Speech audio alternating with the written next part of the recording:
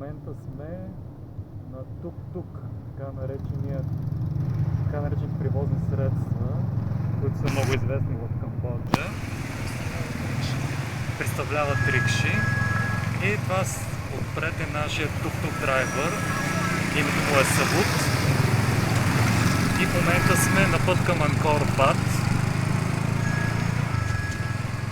Това ще ни отнеме някъде около 10 минути.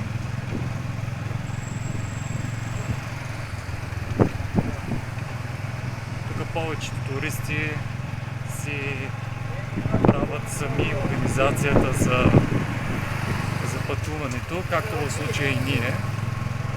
Резервирахме си по този тук-тук драйвер, така наречения, по интернет. И цената е само $15 за цял ден. И обясняваш къде искаш да отидеш и той в случая се явява твоя гид. Точно така. В момента движението по Сием Реап е много спокойно в сравнение с нощи, когато беше абсолютно пълна лудница. Тук е много хаотично, никой не спазва правилата за движение. Карат се моторчета и колелета. Туристите обикновено по наши наблюдения си взимат колело за цял ден и не могат сами да обикалят, което ги прави така наречените независими туристи.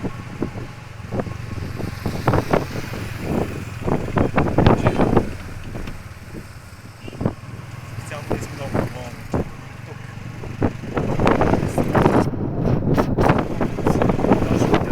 Както казва Златомир, в сравнение с Малайзия, климата е много по-поносим. Доближава се до нашия, влажността не е висока, някъде около 40%, може би. Или по-малко, 60 ли? 60-70-75 на моменти. Ти си нашия метеоролог. Обаче това е нищо в сравнение с над 85, което видяхме там и просто не се дишаше. Ето до нас също има и ни туристи на това. Тръгваме сега по централния път за Анкор.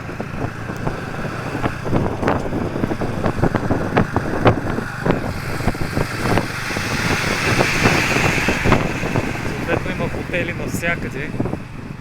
Тук леговата база е почти, ако трябва да я сравня, ще я сравня с Слънчев бряг, понеже това е единственото място в Камбоджа, където се изсъпват милиони туристи, за да видят Анкор. Съответно и туризма е най-развит в тази част на Камбоджа. Тук са много популярни чанти от крокодилски кожи. Изобщо препарирани крокодили всякакъв вид.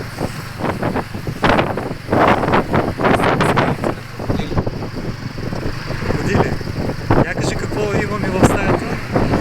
В стаята си има крокодилицата, който Георги видя сметката. Имаме си Беше някакъв гекон, нощен кошмар.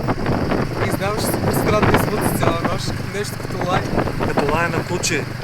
Но то спомага за да нямаме комари и мухи, защото то вечерта ги ловува, яде ги. Но това е. За сега всичко окей. И сме супер доволни от нашия присъд Камбоджа. Нали така? Да.